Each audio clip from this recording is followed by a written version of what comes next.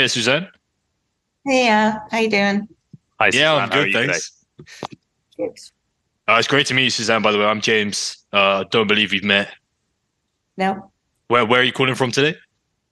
I am calling from Las Palmas, Gran Canaria. Oh Wow. wow, awesome. Okay. What's the weather like there? That's awesome. It's sunny and it's warmish. Uh-huh. Yeah. So are you originally from the UK and you're lived out there, or are you from there? Yeah, last year I finally got my life in the place I wanted it, where I could work remotely with startup school and stuff. And so I moved out here for 3 months and I really liked it. So I did it again this year. So Awesome. I'm doing my Brexit 90 days because we only get 90 days in Europe at any one time, thanks to Uh-huh. this thing called leaving the EU that happened. And I so never I heard of will it. have, What's that? yeah, yeah, it just happened a few years ago. And so I complete my 90 days on the 1st of March.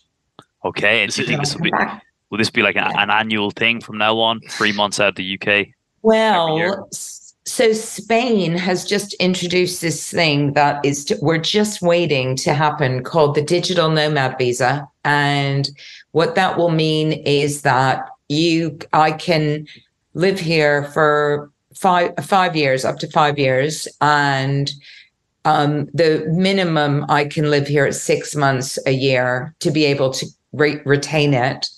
And the good thing about it is that if I decide to go for it, I have to look at various things. It can mean you can apply for a visitor permit throughout the rest of Europe, which means you can tell Brexit to fuck off. That's in the interest of a lot of people telling Brexit to fuck off. So So is this something they've introduced as a response to Brexit, yeah. or does it come after the COVID-19 pandemic where you got more people working remotely overall? Well, I don't know. I think it's been on the cards for a while. It was certainly on the cards when I was here last year, and I think there's a number of reasons. One is they're trying to attract more digital nomads here. There's about 3,000 of us, and there's quite a pretty established ecosystem for the community of people that work here remotely. As you can appreciate, I'm one of the older ones in that age bracket. They're mostly younger people. And it's also super safe for women. So it's a really nice place if you're a woman because you don't get any hassle. And so they're trying to attract more women, more digital nomads. And what it means as well is that it brings a lot of money into the just into the island. So, we tend to spend more money, we make more money. Yeah. So it helps boost the economy. So I think there's a number of reasons for it. And I know Yeah. that Portugal did it like quite recently. So there's quite a big ecosystem in Madeira. But yeah, once you get into it, you're like, why would I stay in the UK during the winter? Oh, absolutely. I couldn't agree more. I went through the same thing earlier this year where James and I actually we went to Brazil for 2 weeks, and then on the second last day for coming back, I was like, I can't believe I'm going back to London. I think we were both like that. We were both, why don't we just stay here? Why Like, don't we why do we just have to go tear back? up the return ticket? Honestly, we were close to it. We were like, we don't want to Well, leave this place. honestly, working in tech, like most of the people here are working in tech, right? And most of them are developers and, or they have their own startups, or they're just people that have learned how to work remotely. And it's so easy here. I mean, honestly, the Wi-Fi is incredibly fast. So that's another thing is they did fiber throughout the island. So it's like everybody that works here from Northern Europe and Western Europe is like, is it just me or is the Wi-Fi super fast here? Yeah, it is. It's super fast. It's cheap. I run a dining meetup group. So every week I just organize group activities where we just meet at a different restaurant. And I just basically create a set menu with the restaurant. And I tell everybody, look, it's going to be like 20 to 30 euros a person. And that's going to give you 3 courses, a bottle of wine, all your drinks, like everything, right? And everybody's like, great, fine, thanks, Suzanne. And then they rock up and we like eat a shed load of food. We drink really nice Spanish wine or beer, and everybody just goes, yeah, there's my 20 euro, done, you know? Suzanne, sorry, That's you awesome. you have a very interesting accent, which I can't quite place, which I think is a testament to how well traveled you are. Is like, have you just been traveling around since you were young, or is this digital nomad life something you've done recently, or what's the story there? No, so I moved from New York to London in the 70s, and then I went to the American school, and then I just stayed in the UK for a long time, so my voice is all kind of fucked up and weird. I was almost sensing a hint of Irish in your accent as well there. I was like, must be the New Nah, York. you wish, mate. Not everyone is Irish. Is she Irish? Is she East Coast? What is she? American, yeah, there was a bit of everything in there. But Suzanne, I'd love to hear you I'd love to hear you talk more about what you do on a day-to-day, you know, what your business actually is. And I understand you target seniors, right? So you would define that as above 50s, and you encourage them to start their own, you know, startups, whatever that may be. How do you go about that? You know, what kind of startups are people starting?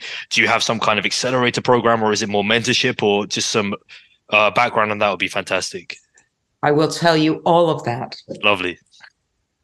I'll grab a cup of tea. Sure, go ahead. Yeah. Oh, we're recording.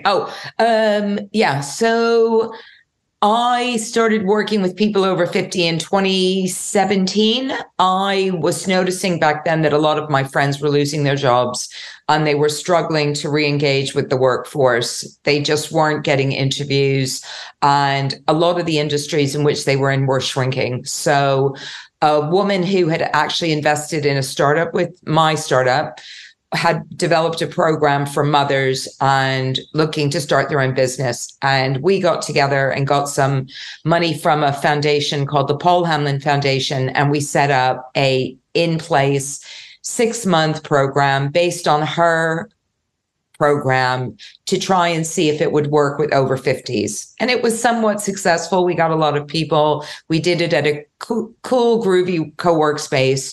But I have to say that there were a number of things about it. One is that the program itself went on for too long.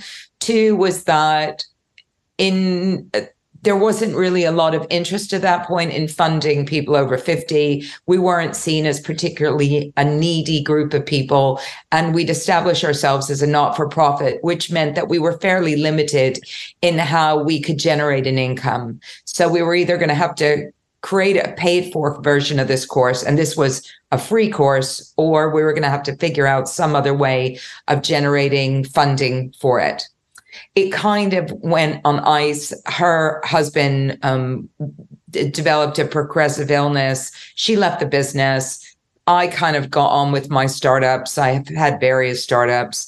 And then, of course, the pandemic came along and everything changed at that point, in that organizations that funded businesses like ours suddenly became aware of the requirement for those businesses to go online, because suddenly we couldn't deliver in physical places anymore.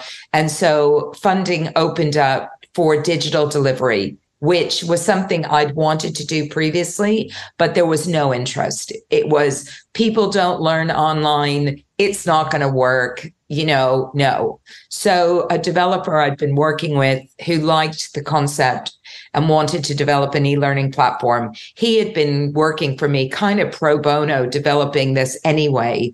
And when we eventually got some funding that was COVID response funding, we escalated that development and developed our own e-learning platform. And at that point, I brought on board someone who'd expressed an interest in this age bracket and in trying to understand where the opportunity was for older people to start businesses.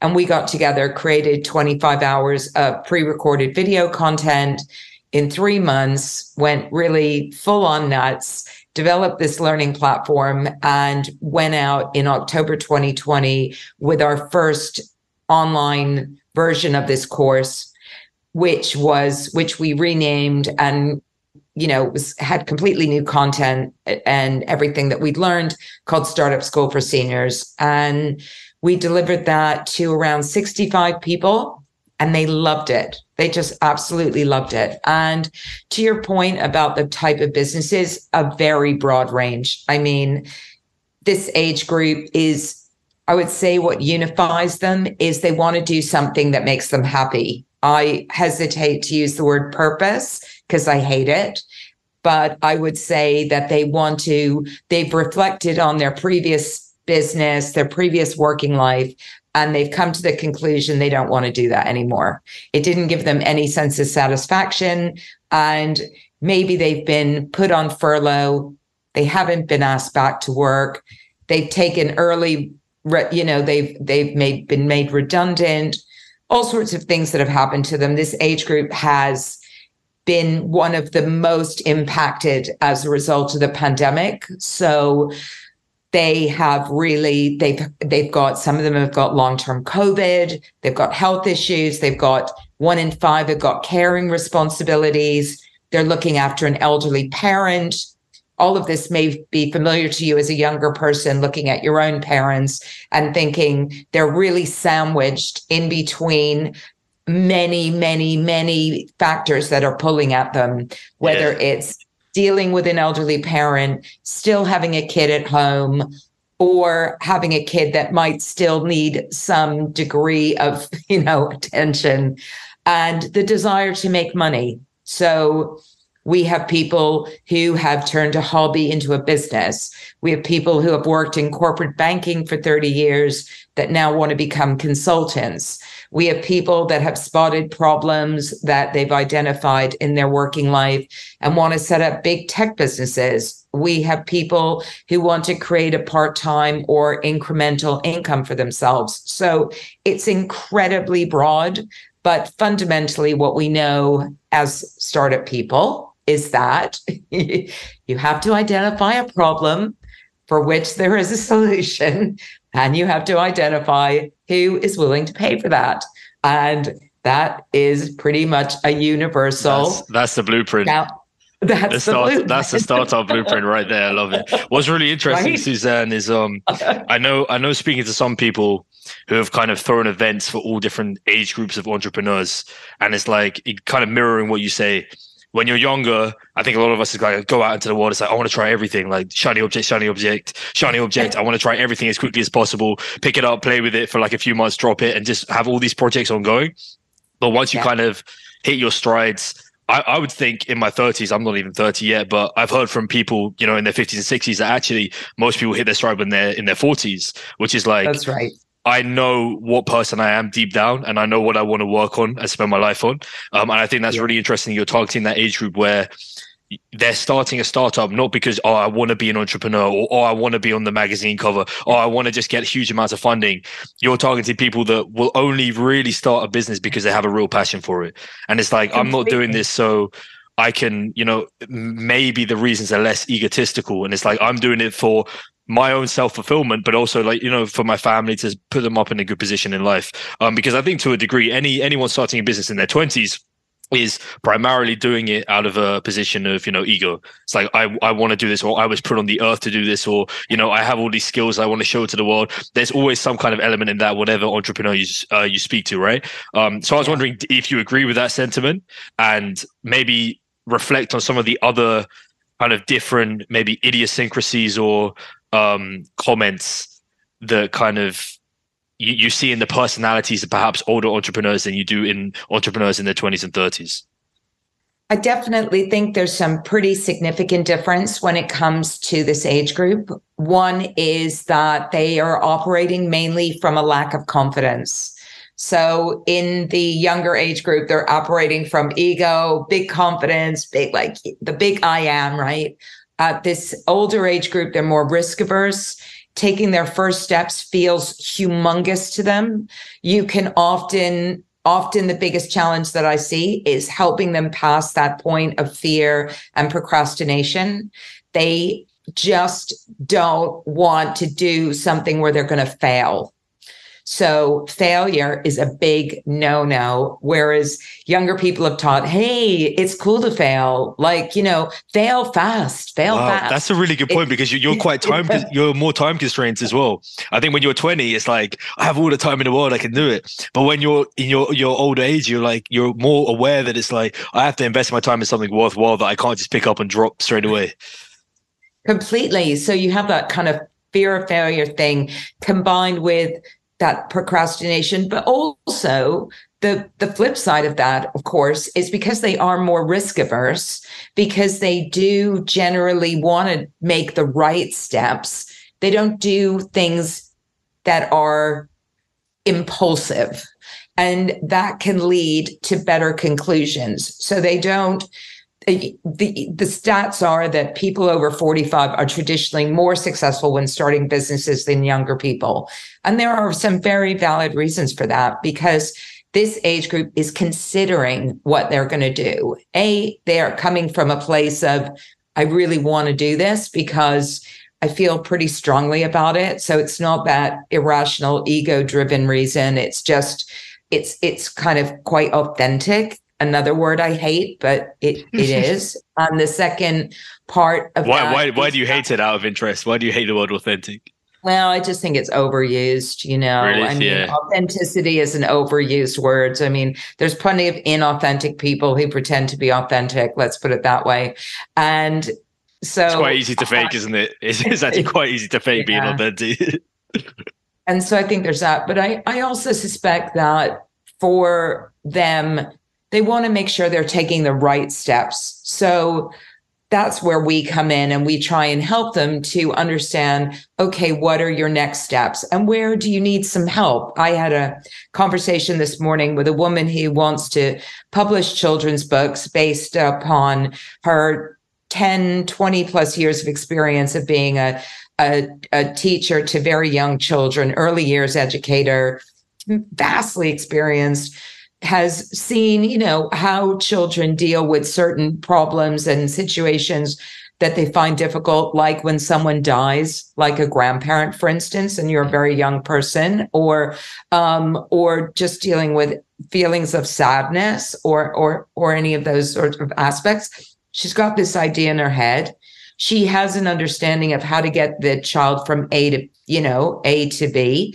But what she doesn't understand is actually how she can write a book, right? And I'm sort of going, okay, so either you need to take a creative writing course, or you need to find someone who will help you shape your ideas and all your years of experience into a book. Like, I don't expect you to be an award-winning writer, having never written a book. So let's think about who might help you to get your ideas out on paper. And maybe there's someone you can go to on Fiverr or one of the other kind of gig platforms to help you with that struggle that you're facing, right? Because for her at the moment, this is like this big block in her head. So is that your main kind of value add? You're acting as like an advisory service, and you're helping these people kind of fill in the gaps of building a business that they don't really have. Okay, yes, maybe this person has the idea, years of experience behind them, but you're coming in and kind of maybe modernizing it in a way, or saying, oh, you should do it this way, or you could use these resources. Is that the main kind of value add you have? So there's 3 elements to the program. So the one is the videos give them the basic structure and framework of how to start a business, from the lean canvas, 1-page business plan point of view. That's the overall methodology that we use to help people just understand the problem solution, finding customers, marketing, where to find your customers, that sort of stuff. Then the second part of it is that my colleague Mark and I do one-to-one mentoring with people, and we are funded by the GLA and a local authority to deliver this program to Londoners. So these people who come from all walks of life are able to engage with us, depending on our funding, on a 2 sessions, 3, whatever it happens to be. So they get that one-to-one support from us. And then the third thing is that we meet as a group every week. The program lasts typically for 8 weeks. And we meet every week as a group and we go through the theme of the week and we get people to practice with others and they get to meet the other people in the group. And that's really important for them because for a lot of them, and I know this was my experience of starting businesses, is you attend a networking event, everybody's 30. There's an assumption that, you know, you're there because you're either a journalist or, you know, but you look like somebody's mom. So why would you be starting a business? And the feedback that I used to get. There's a bit of stigma around them going when you're a bit older. I used to get, you know, feedback from the kids. Like, I can't imagine my mom doing what you're doing when I have my little tech startup, or, you know, just sexist, horrible, ageist comments. And so it's really important for these people to see they're not alone. There's other people that look like them that they can share their experiences with. And often they find sometimes they find business partners, sometimes they find potential customers, but it's just great for them to get that feedback because as we know at the early stage of starting a business, doing that customer research and getting feedback, especially if you've never done that before, can be really scary. Daunting, right? Yeah. And it's always, people just don't know where to start. And I think a lot of people, I found this out for myself as well, doing customer interviews. Obviously, I think the best way is to jump on calls with people, right? But then people are like, should I do a survey? You know, how should I reach out to people that I don't know? And there's this whole world of like cold emailing and cold DMing and kind of mastering that art that a lot of people aren't even aware of and they don't know that they need to practice. And I think a lot of people have in their heads like, oh, I'm bothering this person, you know, I'm selling to them, they're just going to block me and this and that, right? And I've noticed it, I agree with you. I've noticed this time and time again that is a huge hurdle, actually kind of that need to be proactive and the need to put yourself out there and to kind of not be aggressive, but be assertive, right? And kind of really be forward with it. And otherwise you're not going to see results. That's a huge part of it. And it's a big barrier to overcome, definitely. But it's the same with anything in life, right? It's like us when we started the podcast, frankly, the first few episodes, let's say like the first kind of 8 episodes, it was very kind of like, we had our questions and it's quite structured and we want to ask you about your business and like how many hires have you made and your revenue and stuff like that. And as we go on, it's like, I just want to have a conversation with the other person. I want to understand like what drives them, what motivates them, why they started what they started, what value they add into the world and stuff like that. And it becomes, you know, much more of like a free flowing conversation there. And my point being that as you get in the swing of things, it becomes a lot easier and a lot easier. You start picking up on little things and you kind of iterate and refine the process you're going through. It is quite formulaic at the start, though. It has to be kind of like as you get used to it and the rigidity and the repetitiveness. But yeah, I'm sure it's the same thing with starting a company, right? It's like when you have your idea, and you're trying to validate it and you kind of take on feedback and you can't be too married to that idea because it has to be malleable, right? And you need to be aware of, taking all this information in and then you can start to converge on the right answer as opposed to just ignoring all data and kind of calling up customers as a box ticking exercise, right? And be like, yeah, I spoke to customers, but I'm still going ahead with what I'm doing. Like, I'm not going to listen to them. And it's like, you need to change your course based on who you're speaking to, right? And the thing is that once you start getting used to feedback, it becomes addictive. I mean, there's 2 points to what you just said that are just so relevant and timely. So on the weekend, one of my many things that I do aside from startup school is I'm a singer and I perform some shows. And so I have some shows coming up when I get back and I thought, I really need to get on top of things. I got an email from the Brighton Fringe. They were like, we need you to give us a poster. We need you to give us some blur. We need all of this as soon as possible. I was like, oh shit. Right. Okay. So of course I go on like a Canva type program, right? Look up, I'm going to design my poster because I'm a cheapskate. So I start to design my poster and then I think, well, I better make sure this poster is actually going to get people to come to my show. Right. Which is my customers, let's face it. So I posted on my Facebook group. I'm like, here's 2 versions of my poster. Which one A/B testing? Which one do you like? They don't like either of them, right? And so then they start giving me all this feedback that I can't read it. There's too much text. It's too busy. I don't know. Where's your name? Your name should be bigger. Blah blah blah. There's nothing more soul crushing because I used to be an artist as well. I really loved doing art when I was younger. And when you do some kind of like I think, you know, when you think you're kind of good at something, you have a little bit of pride in it. You know what I mean? Whenever I design something like a graphic design or even like a little logo or something, and you become so married to it and attached to it, it's like, yeah, look at my awesome piece of work. You show it to someone, and you could just tell from the reaction it's shit, and you're like, oh my god. And it'll be exactly. Like typically a family or friend as well, and they'll just like, oh no. Right. So it was total shit. So I go back to the drawing board. I'm like, this is taking me all day, by the way, right? This is my Sunday because I have to do my singing stuff on the weekend because I don't have time for it during the week. So what genre do you mind me asking? Like, what kind of singer are you? Like, what kind of singer? I do two shows. One is Dirty Blues, which are cheesy, sexy songs from the early part of the 20th century. And it's very kind of vaudeville-like. So I do that. And I have a biggest show ever coming up at the Phoenix Arts Club in London on the 12th of March. It's huge. Really need to sell tickets to that. And then the second thing I do is a one-woman show, which is acting and singing about a woman who wrote loads of jazz standards in the 20s. And I tell her story through her words and her songs. And I have another fringe performance of that and a big show at the end in Margate at a theater at the end of March. So that's the biggest. Is this like a lifelong passion of yours, singing and performing? It must be. Well, I used to perform in my 20s, then I re-engaged with it in my 50s, and then I got good at it and did a lot of lessons, and people started asking me to do shows, and then I did shows and I started getting good reviews. So now that's why, and I get paid for it. So it's good. So that's good. Fantastic. Yeah. Anyway, I did this shitty poster, and then so eventually I gave it to a designer because I'm not a graphic designer. So if you're not good at something, ask for help. That was my first mental note. And my second mental note was I then panicked and created what I thought was a WhatsApp broadcast to tell everybody about my shows. But I'd created a group of 140 of my friends. Classic mistake. And I broadcast that and then I suddenly realized everybody was responding in a group. And I was like, oh no, because now I've just spammed all these people.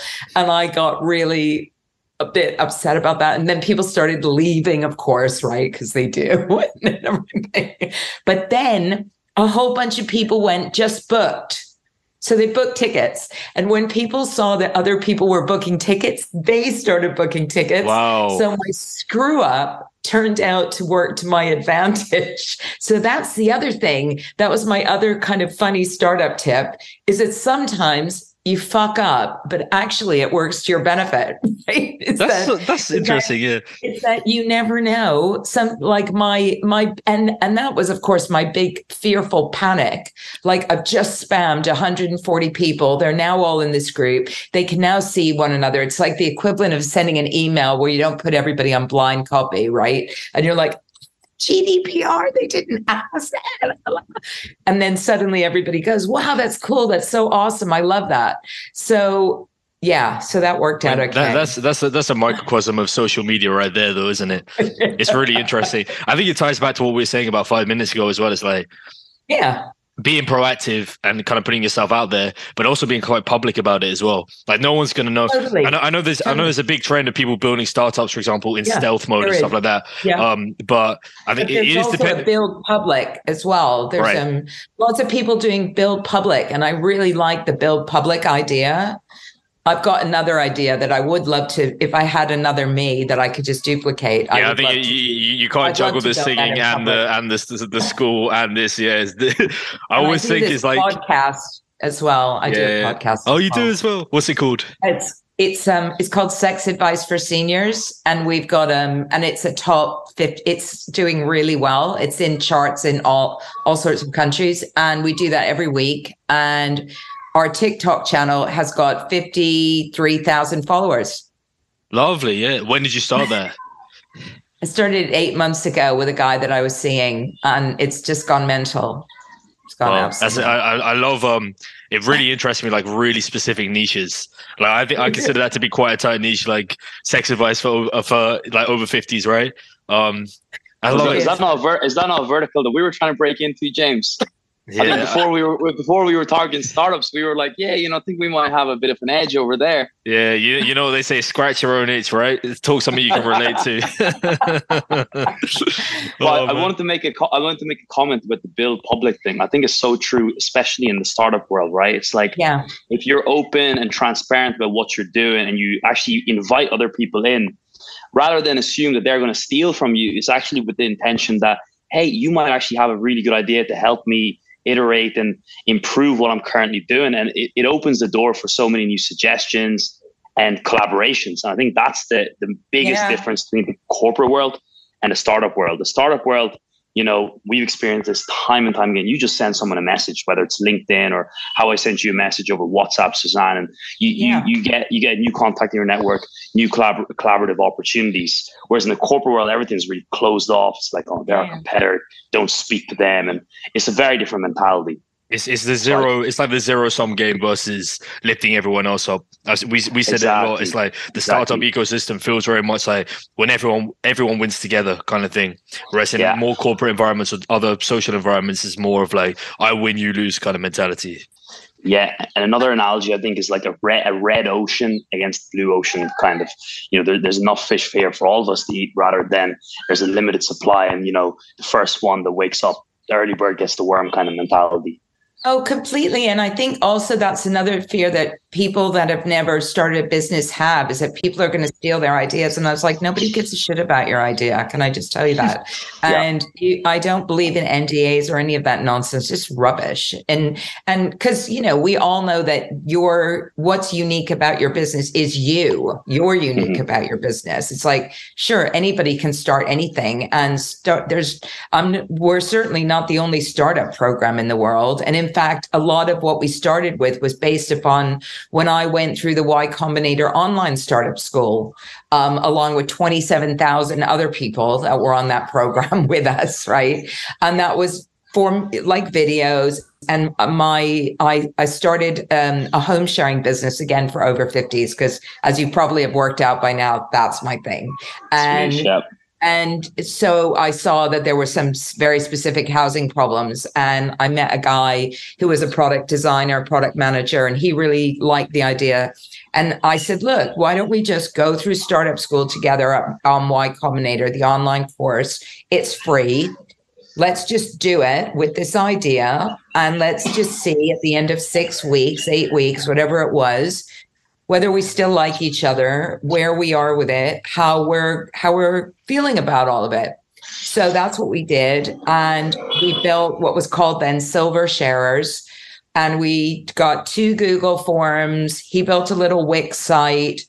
We went out to market. My background's in PR. We got a big page in the Evening Standard within like the first month. We got 500 people signed up. It was all rocking. It was great. And that was exactly what we did on that thing. We just went out there. So I think these sorts of programs, for me, they're just about taking action. We just want people to take action, right? We want to get whatever's in your head out of your head in the simplest possible way to see if it's got any legs. Mm-hmm. So Suzanne, out of interest, what were the startups that you kind of tried before? Were they in the niche of the 50 plus as well, or are we looking at something completely different? Oh God. So my first one, which is still limping along and we're doing a bit of a refresh, was called Frugal. And it started off as a really lovely idea, which was things that you could do for a tenner and under in London. And we envisaged it as a kind of like fun thing for students and people on a low budget to be able to discover low cost events. And it was at the same time as a heavily funded startup called Y Plan. And we were like, people used to call us Y Plan on a budget, but we just could not figure out how to monetize it. And eventually we moved it into a daily deals aggregation platform, which we realized after we started was actually a very big challenge, because the data coming in was not formatted similarly, and it was really a bit messy. So we tried to clean that up, but we ran out of cash. We got some angel investment. So then after that, I went and did Silver Sharers which became a platform called Nestful, and it was doing really well and we got some funding from Bethnal Green Ventures, and we had a lot of interest in it, and people were really keen for us to solve the problem of how to help people with their housing needs. And then the pandemic came along and killed it, essentially. Sorry, can you elaborate on the second one? Housing needs in what sense? So what we saw, and I was a role model for this, was that I live in a flat that's got 3 bedrooms. I'm one person. I've got 2 spare bedrooms. I was running that as an Airbnb. I was getting really sick of changing sheets, and I wanted somebody there permanently, but I wanted someone there permanently that I would get along with, right? I wanted someone there, preferably of my own age, who I could hang out with, just like be friends with. And I discovered that finding housemates when you're in your 50s is not the same as when you're in your 20s and your 30s, when you just go on spare room or you get together with a bunch of your pals and you get together and you rent a place, right? There just wasn't a platform for this particular group. And similarly, you had a bunch of people in their 50s who had gotten divorced or gotten themselves into debt. Maybe somebody had died, and as a result of that, they were on a low income and they needed an affordable place to live, and they wanted to share with somebody that they liked. So I thought I'd bring those two sides together, the homeowner with spare rooms, the person needing an affordable place to live, and I would create this platform that was like a spare room for oldies, essentially. Okay. That's interesting, because you wouldn't think off the top of my head, I wouldn't think there's a huge market for that. But now that you make the points around, divorcees and kind of maybe people who are getting a bit lonely in their old age and just want someone to share with, we're not also lucky to have, be surrounded by family and friends.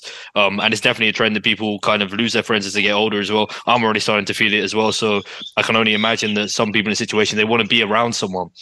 I lived alone for the last year, and I'm still like, it's nice to be back with my family occasionally, because it's like, I just need some company, right? You just need someone to be around there. It needs to be like noise and activity in the house. But why did that kind of fall apart? Was that because of the pandemic and interest completely dropped off, or?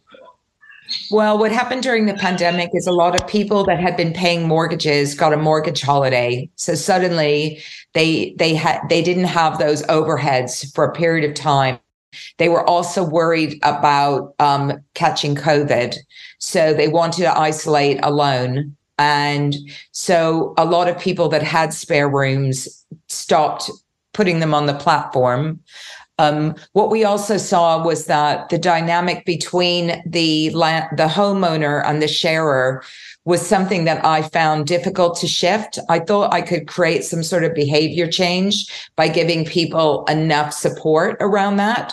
But when somebody's owned their own home for a long time and suddenly somebody moves in, it's still their home, And so there's always that power dynamic that was difficult to change. And as a result of that, people were just saying, oh, well, I didn't get along with them, so I evicted them. And you just think being evicted when you're in your 50s is not something pleasant. You don't want to be evicted in your 50s, right? This is a long-term housing solution in my mind. So how could I create that? And eventually the realization I came to after lots of customer research, hearing what people were telling me was, look, I really just want my own front door. That's what I want. I want my own front door. The people looking for affordable housing want their own front door. Even if it's small and modular, they basically want like student housing with a bit of an add-on for older people. That's what they want. But developers don't really have the capacity to deal with that section of the market, especially when student housing is so profitable, right? What's really interesting is, just to comment on that, it's like you said, you wanted to try and change their behavior. It's very common. I think this is why B2C products are so hard because you can't really change consumer behavior. And okay, yes, you have the Steve Jobs of the world, is a very, very small percentage who kind of will what they want to see in the world, and they will it into existence through their salesmanship and their vision and all of this stuff. But for the vast majority of people, it's like, if you really want to nail B2C, you have to take existing human habits and just enhance them or make them easier by putting them on mobile or desktop on this and that. And it's so difficult, right? It's an art to be refined. And that's why there's so few B2C companies that really take off.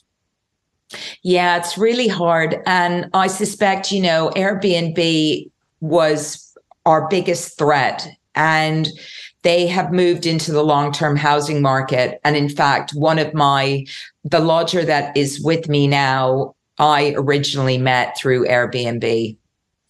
So, people do find Airbnb is moving more into long-term housing now, and they are definitely shifting their focus from just purely short-term to long-term. And I suspect that's because they saw during the pandemic that people were moving into looking for a long-term solution. And even though their solution does not meet the requirements of a platform for people looking for long-term housing, it does do that for a lot of people. I know lots of people who have had people stay with them for a few weeks, a month, and then, a year later, whatever, they phoned them back up and they were like, look, I'm thinking for a place to live, but permanently, would you consider me? And off they go, right? So, yeah. But that's startup land. You can't, I gave it a shot. I've always heard about ageism in terms of hiring in the corporate world, where usually when you have people over 50, employers and hirers tend not to hire them because they prefer someone younger, right? Even though those are the people that actually have the most experience in the market and have been around the longest, and are also a lot more diplomatic because they've cultivated their ability to have human relationships for so long. Biggest blockade to people over 50 in the startup ecosystem to being successful. In your experience, what's like the main problem that people over 50 have come to you and said, hey, Suzanne, there's just this one thing, and I just don't know what to do. What would that thing be? The one overall overriding factor is just lack of confidence. It's just so major because so many of them have been pushed out of the corporate world. They've lost their jobs and they don't feel they're of any value to society. So they come to this place in their lives where sometimes they've reached the point where they're starting a business and it's not out of desire like a person in their 20s or 30s. It's not filled with enthusiasm and hope. This is the last chance saloon for me. I don't know what else I'm going to do.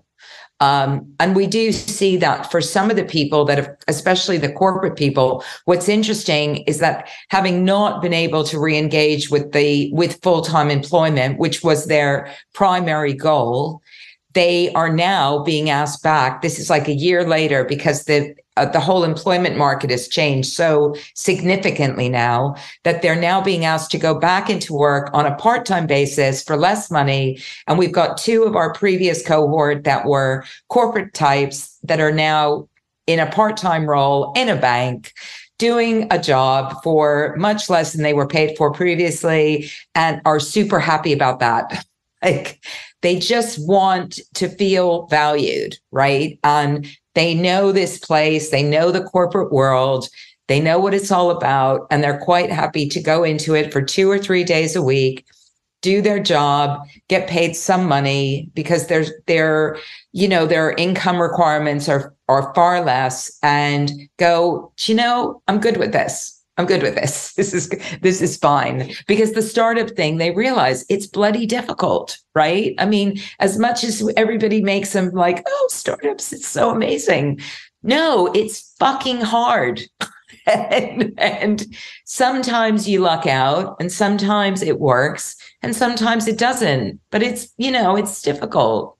Well, what are the biggest lessons, Suzanne, for you personally from your handful of startups you've done in the past, and kind of what Was there a trigger for you that said, okay, I'm going to stop trying to build and actually start trying to be more on the education side and help other people's up? Look, I'm just one of those people who sees problems all the time and has to solve them, because I think once you're in that startup ecosystem, it's almost like an illness. You're just constantly seeing things and going, right. I have to deal with this. Which is why I keep starting businesses. It's just a terrible, terrible, terrible illness that I've got. It's like a compulsion. It's terrible. People are like, not another one. You can't do anymore. It's not possible. Startup School for Seniors came about because I'd lost all my work and I thought, this is something that I can do. And I do find it intense, amazingly gratifying. I mean, it's just awesome. We have a meetup group that meets every month. That's people that have attended the course and come back to tell us how they're doing. And on this past weekend, this woman came who's now selling her kimonos to potentially 3 new countries. She's trebled her price. She's getting all this interest. She's doing a pop-up shop. She's like all over. She's like, and it's totally down to you guys. If it hadn't been for coming on your course, none of this wouldn't be happening. You have completely transformed my life. Honestly, I can't thank you enough. It's been amazing, right? And then everybody's smiling like, yeah, me too. And I think that's why you do it, because it just is so amazing when you're able to take someone and support them and help them to get to that stage they never even knew that they wanted to be at. Right? Yeah. This woman was just like, she thought she was happy selling a handful of kimonos once a year or whatever. And then suddenly she's like, I could be selling in multiple territories. I could be doing a pop-up shop. I'm on Instagram. She's going, I think I'm going to be on TikTok next. Like, yes, go for it. So that must be so satisfying and fulfilling for you, right? To have people kind of upgrading their lives through your business. I was just saying, is it a case where a lot of senior people are feeling alienated from society and actually looking for somewhere they can feel valued and actually fit in with their skill sets as they get older? Yeah, absolutely. They want to feel valued. They want to feel that they're doing something that makes them happy. They want to do something where they can either use their work experience or their lived experience or something they just love doing, and they can manifest it into something that's going to help make them money. And for some of them, it is about the money. For some of them, the money is not as significant as just doing something that makes them feel good. And for some of them, they've got that big vision where they want to do something quite transformational. I would say that is a smaller proportion of people. The other thing that I didn't point out that's worth pointing out is about 85% of our cohort are women, and about 40% of our cohort are not white. So it's also quite a very diverse group of people that we're dealing with. And they come to the program with their own cultural references, their own, we have people that want to start food businesses based on their culture. We have people that want to solve problems based on things they've experienced in their culture. So we get a very, very wide group of people, and we are not what a lot of people think we are, which are a bunch of white retired guys who suddenly have the desire to start a business. No, we are very much about helping a lot of underrepresented people that don't get any airtime in the traditional startup ecosystem, to have a voice, to be able to do something with their lives that makes them feel good, and to be able to get supported in doing that without feeling like they're the outsider in the room, which was my own experience. Yeah. No, there's a massive push. There's a massive push for getting diversity up as well. I know a lot of VCs are making a real push for it, because I saw a stat, something like even just females, 1% or 1.3% of VC-backed founders are females, which even proportionally is kind of, if you actually look at the real problem of that, it's not the VCs aren't backing females, it's more like there aren't enough female founders, right? And then you need to look into what are the causes of that.